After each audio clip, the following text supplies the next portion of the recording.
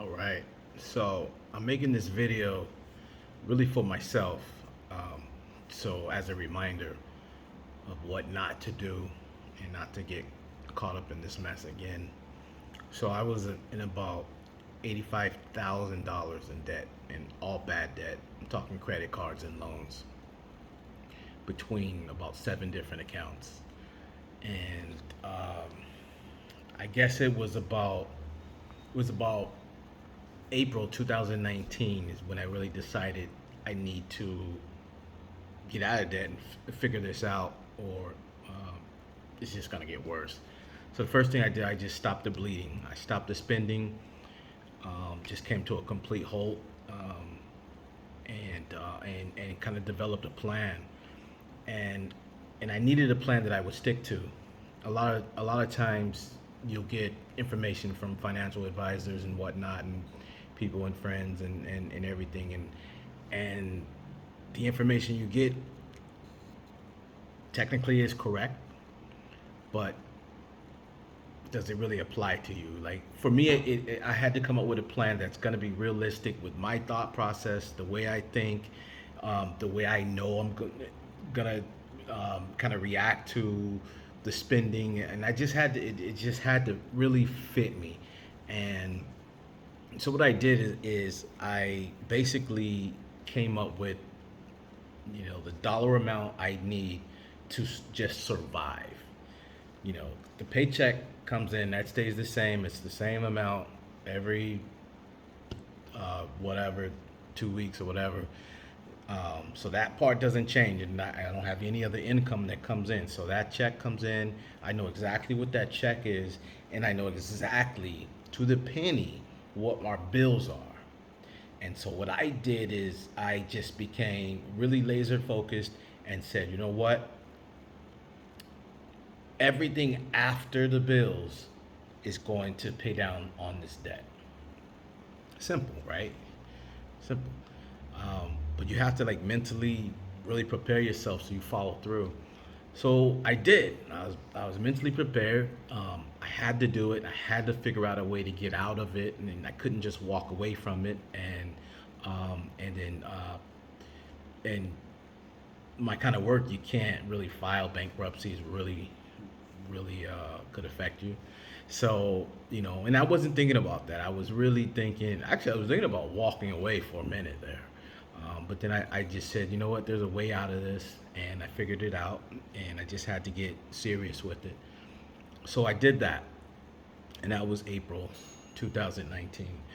Um, Simple enough, right? One flaw on that problem, or one flaw with that formula, is I didn't save anything. So it helped me get the ball rolling, and it helped me to start knocking off chunks of debt. But what I wasn't doing was preparing myself for, emergencies, and just having funds on hand. So there's a saying that these financial advisors, they're always saying, pay yourself first, and they're right. But I didn't do that. I did it later. I didn't do that, and so that helped me get the ball rolling. And I did that from April all the way to September. And so I did really good. The thing is, in September, contract changes, and we took family vacation. That's expensive. You're flying the whole family overseas. I don't have a car back in the States or anything. All that's sold. So you got to rent a car. You gotta get a hotel, and you gotta eat out basically every night. You know, so that's expensive, and that was a big trip, a big trip. And that was actually that was our first. Actually, that was our first kind of big family trip. So I didn't mind. I didn't mind spending the money. I just knew it was going to affect my payoff. So anyway, um, September, October. So end of September, beginning of October, we're still on vacation. So the end of October, I fly out. I go to a new post, and and I kind of get back on that schedule. Um, but the progress I made was hindered. Well, the progress that I made um, was wiped out basically. So it's like, you know, um, so I hit it again in October. Bills, bills, bills, bills, bills, bills, bills, no savings. And then I start thinking, what if something happens? Like it really hit.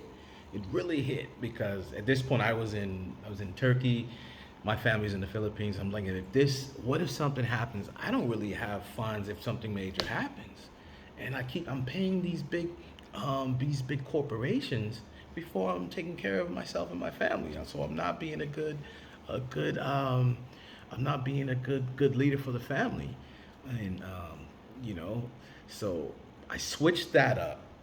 Well, so in January, I flew to the Philippines.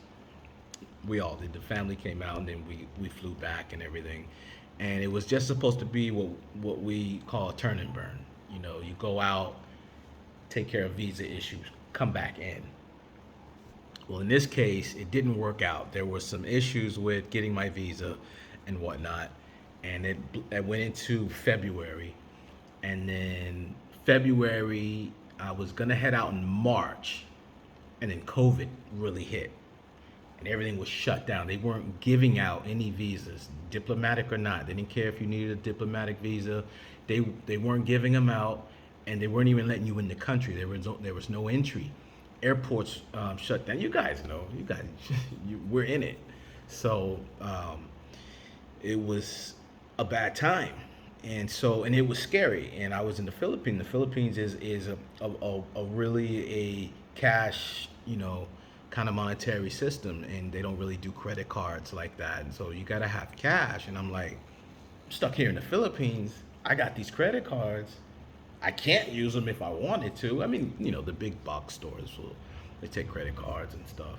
Grocery stores, well, the big grocery stores will.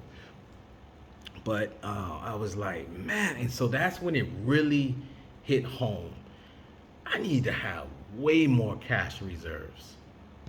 And I think it probably hit home for a lot of people. But I said, I need to have way more cash reserves. And so I said, all right, I need to come up with a different formula. And so basically, I sat in the Philippines from January, this would be 2020, to September um, 2020, um, just teleworking. So that was really cool. I mean, the time was cool, but it was a scary time because this COVID, and no one knew what was happening, and everyone was scared and nervous. No one knew when we were actually going back to work. So a part of a chunk of my salary is paid when I'm on post. If I'm not on post, I get this salary, right? So my income shrunk, my expenses stayed the same, and I still have this looming debt. So I said, you know what? So it was basically from February to, yeah, really it was from February to September. I said, we're not paying anybody. We're paying us. We're paying Team Wilcox. And I mean, they paid the minimums just to keep it alive, keep things alive. And that's just interest. Paid a lot of money in just interest without bringing down that principal. Um, so in September, early September, I fly out. I go to Africa. Now I'm on post, and so now I'm getting that extra, that extra stipend. And you guys know how it is working overseas. So I'm getting the extra money, and so now I said, you know what? I need to make sure I'm saving some, and so I figured out what is a comfortable number to save every paycheck, right? And I figured that out, and you got to be honest and true. Not You don't want to just say this is ideal, I saved this, and you don't want to be too lenient, but you have to be real. And so I said, you know what, realistically, this is the number. And that number turned out, I figured it out. And so I saved that number, and then everything else goes to debt. So the strategy is still the same, with the little nuances that I started to build the savings back up, which that had me really nervous, really did. It's an uneasy feeling. Um, so from September to about April, I got my savings where I felt comfortable. I felt, you know what, any, normal emergency I can probably handle. We're pretty good.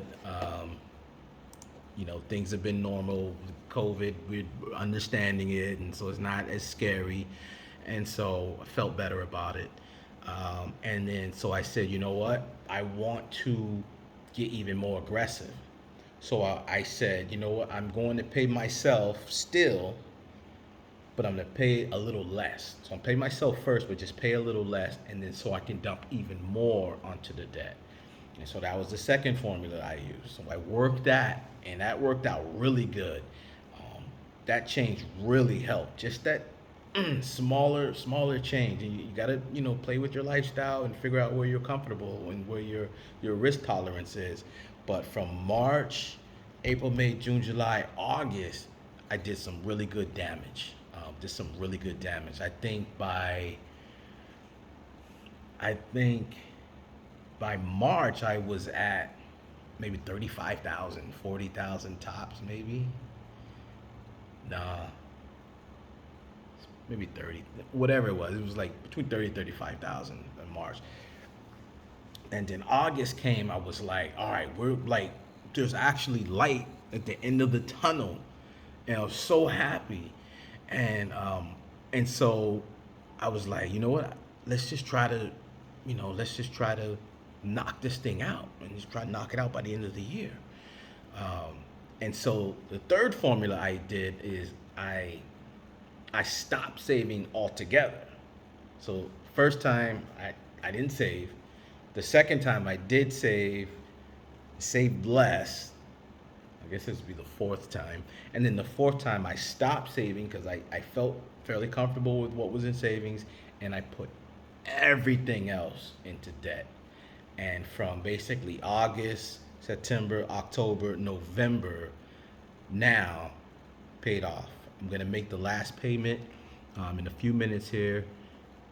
You guys can join me, but yeah, and so I really hit it hard, and it's a great feeling to be 100% debt free. I don't owe anybody anything. Some people owe me. You know who you are. But I don't know. I don't owe anybody anything. It's a good feeling. It was too bad that I had to go through it. Too bad I was too bad I didn't do the right thing, so I wouldn't have to go through it. But I'm glad in a way that I did. I learned a lot. I learned a lot about myself. I learned that I don't need much to survive. I don't need much to be happy. Um, and all the other stuff was a distraction. So it was necessary. I got the next 20 to 25 years to work, so I expect to build it all back and even better. I sound like Biden now, build back better, but no, this is not a political thing, but I need to build myself back. It's all about wealth management going forward, but now, without the debt, there's a weight off my shoulder that you wouldn't believe. So I'm gonna hit stop, and then I'm gonna log into my accounts. I'll go over. I'll show you some of my accounts, and then we'll make that last payment, and then celebrate. All right, see you in a few.